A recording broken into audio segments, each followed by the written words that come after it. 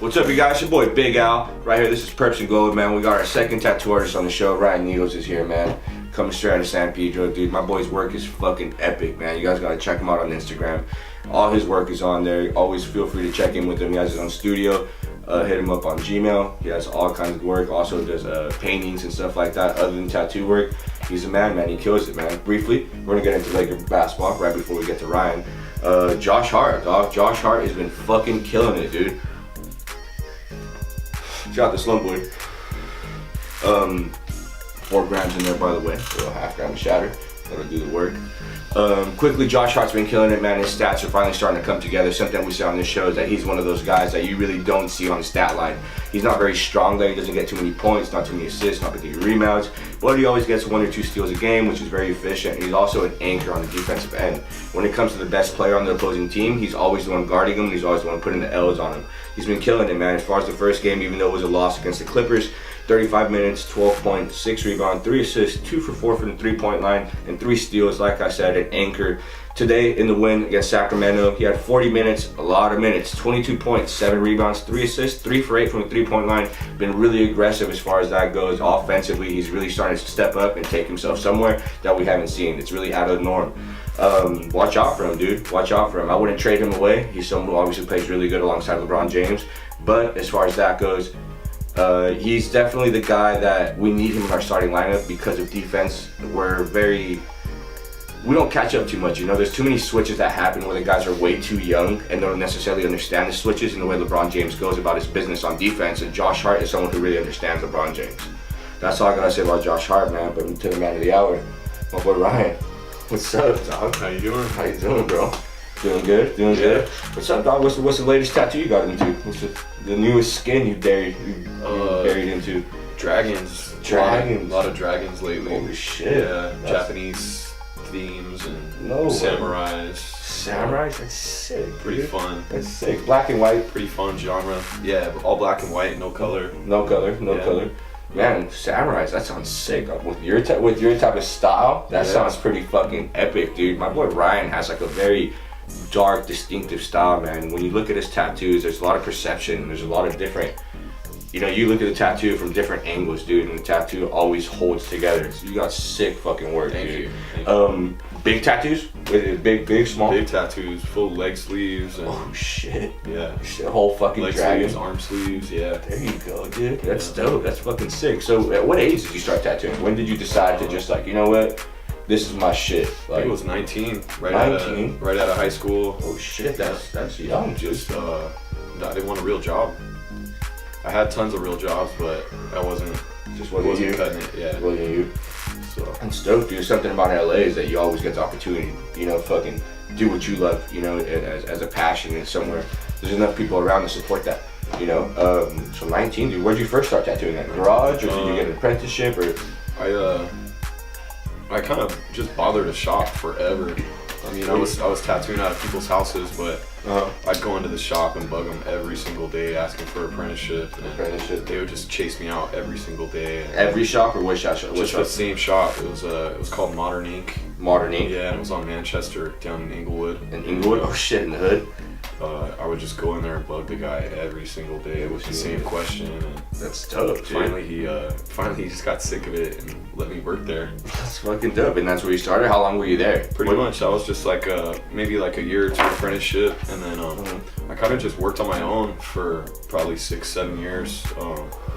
While I worked other jobs, regular jobs, and then I finally committed full time to it. Quit my regular job. Quit your day job. Yeah, and that was like about 13 years ago now. So, dude, almost 20 altogether though.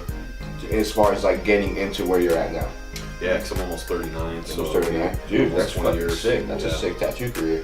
20 years. That's epic, bro. Yeah.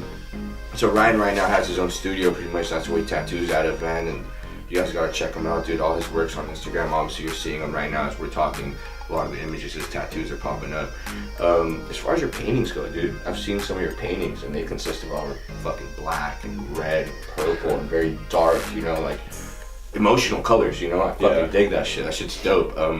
How long would you say it takes you to finish one of your paintings? I mean, as far as size goes, your paintings are always pretty big. Yeah, Yeah, recently I've been painting a lot of larger stuff. I got these enormous walls at my shop, and I needed some big paintings to fill the space. So one of them was like this dark green like mermaid, and all you can see is her back, and she's like kind of deformed. Like you could tell that she's like kind of morbid, and that's dope. And is it underwater? It looks like it's underwater. It's just that's this dark fucking like green color, and it's really saturated. So it made me like want to paint these other saturated colors. So I have like these bright red, green, purple, you know, all over the shop. So that's dope, man. It's still kind of morbid, but real colorful paintings. That's dope, dude. You go into his gallery in his shop. I'd call it like a gallery studio. That's probably what I would call it. You know, the vibes are awesome, dude. That shit's epic in there, dude. I definitely dig it. The colors and all that are all intact, and I dig it, dude. I like to say it definitely fits like your tattoo style. You know, when you go in there as well. Check my boy out on first Thursdays. His gallery's always open. You guys can come by and check his work out over in San Pedro, California, on 6th Street, 6th and Pacific. Go down the street a little bit, next to Pappy's and Brew Co., kind of the downtown area of San Pedro. You'll see his gallery there, and he always has it open on first Thursdays. You can meet the guy himself. What would you say is probably like your longest tattoo? What's the biggest piece that you put the most amount of hours on? Was it a back piece, chest? I mean, we call them frontals, but that's probably like one of the more recent ones, a full front, like chest, stomach. But backs are definitely like probably the largest area. At minimum 60 hours for something like that. So these are like sessions that drag out like up to a year sometimes. Dude, that's a lot of time, bro. That's a week's paycheck for 60 hours. That's fucking nuts. Yeah, dude. And by the way, his fucking work is phenomenal. Worth every dollar. Yeah, I mean, that's why it takes so long sometimes, because people gotta budget it, and you know, you just spread it out, and that's it. And it comes together beautifully. Yeah, beautifully, man. He kills it, dude. I've actually seen one of your pieces. You have a very solid, like the frontal, like you said, it's like very demolic, like monster. Yeah. You know, this guy's shadows and layering when it comes to the tattoos. Sometimes you look at his tattoos and it's like the dimensions are very profound. You know, as far as the black and gray goes, because that's what he does. He does the shading black and white.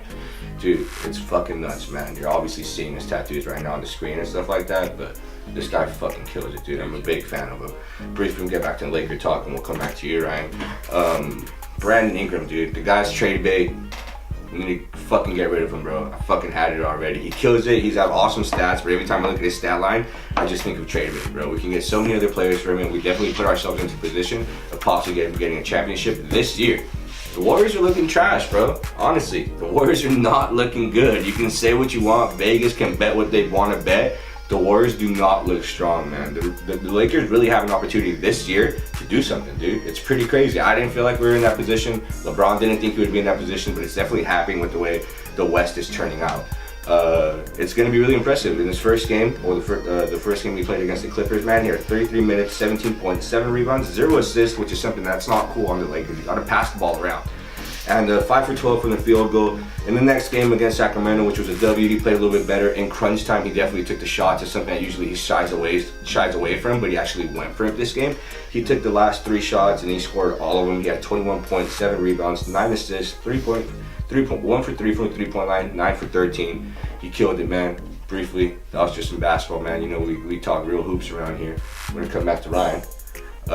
So what's probably like the craziest shit you've been through like tattooing? Because I mean, not some of us people who like to get tattoos, sometimes we like to ease the pain before we get in there. And fools like to pop shit and drink and what's probably like the craziest shit you went through when you've been a tattoo? Or what surroundings were you in, you know, where you had to...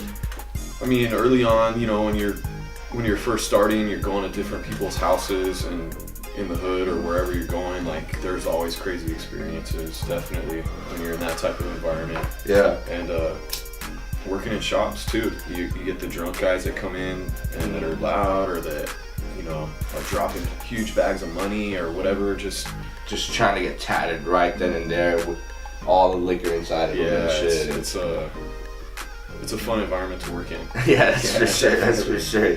Tattoo shop's probably the best job, you know. And you get all kinds of stories too. I mean, personally, myself, from my tattoo experience, you always I've always had the pleasure of having tattoo artists. You're almost like a fucking psychologist because you listen to people ramble off for a couple hours, right? Yeah. You don't want to just sit there quiet. You got to talk about something. So, Exactly. Yeah. There has to be some type of conversation going on. So what setting where you probably said you went through some shit? You ever had someone like sort of puke and shit while you're tattooing them, or? I mean, I've had people throw up, definitely. While they're getting tattooed.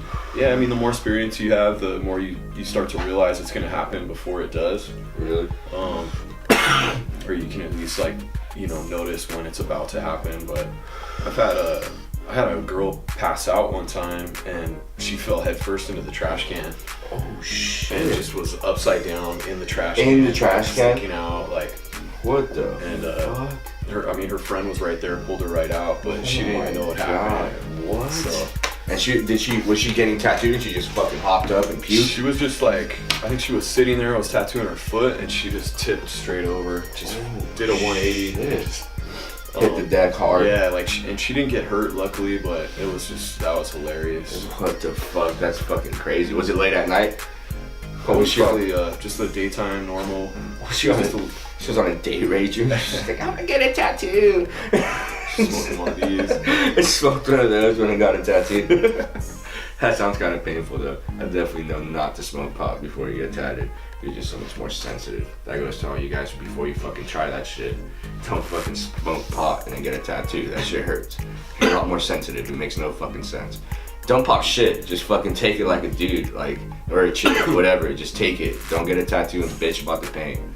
Just fucking go in there and get it done. Especially if they don't want to hear it either. I'm sure that's pretty fucking annoying. Dude, they hurt. Fucking they do. Suck it up. Let me That's do my true. job. Exactly, dude. That shit gets. I've definitely seen people like twitch and shit. It's just like you're fucking yourself up, dude. Don't like chill the fuck out. You know, it's not. There's certain spots that are gonna hurt. You're fucking digging needles into your skin, bro. This is gonna fucking hurt. Doesn't matter who does it. No one has a heavy hand. No one has a light hand, bro. They're tattoos, dog. They fucking hurt. Like, very straightforward, dude. You pretty tatted yourself? Yeah, probably about half. About halfway. Yeah. Half into your, probably like a full suit. I got a whole leg done, half of the other leg, this whole arm. Dope. Whole side torso. When did you decide to start getting tattoos? I probably just started collecting when when I started working at shops, or hanging out at shops at least, and then Hanging out with top dogs, Yeah. just like, dude, epic, you're the man. get some better artists, better work. Exactly. A little bit of a smaller rate as well because you're their boys, obviously. Yeah, hopefully. As far as your gallery goes, are you working on any paintings right now? I'm working on some like Mediterranean style paintings. Oh shit, Yeah, that's so I dope. got like one of them's like a gypsy smoking a joint, and like Dope. That's sick, dude. they're like a belly dancer with a cobra. Dope. You know, That's pretty cool, those are dude. fun, yeah. That's dope. It's with the same saturation, obviously, of like dark and or yeah. they're a little bit lighter. No, they are. They're definitely pretty colorful paintings. Oh, okay, that's dope. Yeah, definitely, you guys gotta check that out, man. Like I said, this is something different from obviously he's changing the color tone, but you just go for it. That's pretty cool, dude. That's pretty cool, man. The dude's an animal, dude, in the tattoo game. You guys gotta check him out, dude. I've seen all kinds of fucking work from him, dude. He's also from my town. We're from San Pedro, the realm. The guy's a killer, dude. Check him out at his tattoo studio. Get to know him. You know, you can obviously get to know the guy. It's something very different. You can just walk into a studio and get to know him, and it's always good to know your tattoo artist before you get tattooed by him. You know, that's always makes the experience a lot better. Briefly, I'm gonna get back to Kyle Kuzma. The Lakers been killing it, dog. Like I said, man. There's been, without LeBron James on the court, we are 3-1. But for a bunch of dudes who are under 23, under 24, bro, they're very, very put together, man. The way they push the ball around, it's very different, and it's unlike anyone in the NBA. We don't fucking shoot 3-pointers, dude. That's the thing about the Lakers, bro. We brought a bunch of young guys, and what the NBA is we're definitely an old school type of play, to where it's like drive to the basket and drive hard, bro. And if you get the chance, pull up, do some shit, pop up, you know? The Lakers aren't the type of team where it's like all threes, dude, which is something I really appreciate being an old school type of basketball player. Kyle Kuzma is definitely the guy. He's been shooting 3-pointers, but it doesn't necessarily make them. In the first game against the Clippers, man, he had 42 minutes, 24 points, 8 rebounds, 5 assists, 0 for 7 from the 3-point line, which is pretty fucking gross. That's bad. 9 for 21 from the field goal. And then the second game in the W against the Sacramento Kings, he wasn't so efficient, but he was very aggressive once again. Brandon Ingram took over that game. He had a lot better of a game, and so did Josh Hart. He had 40 minutes, 18 points, 9 rebounds, 6 assists, 4 for 10 in the 3-point line, and 5 for 17 in the field goal, man. It was really impressive to see Kyle Kuzma, what he's turning into, man. It's crazy to see that he's one of the few guys that spent 4 years in college at the University of Utah. Shout out Utah. That's definitely developed into a good basketball player, and a prospect basketball player. He's 22, he's a lot older than the rest of the guys.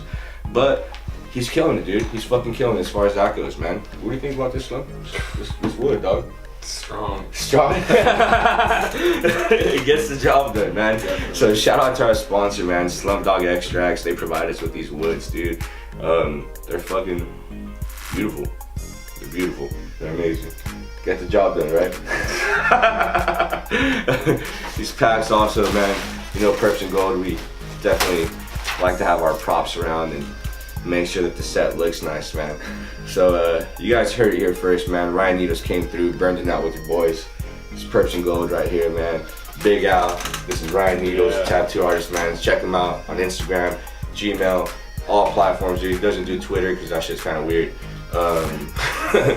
Check my boy out, dog. You can meet him in San Pedro, like I said, first Thursdays, man. His studio is always open over on 6th Street. Check my boy out. It's your boy Big Al. The Lakers are coming up, man. Stay tuned. We missed Zoe today. Shout out Zoe, you family, though. Slumdog Extracts, Ryan Needles, Purps and Gold, y'all.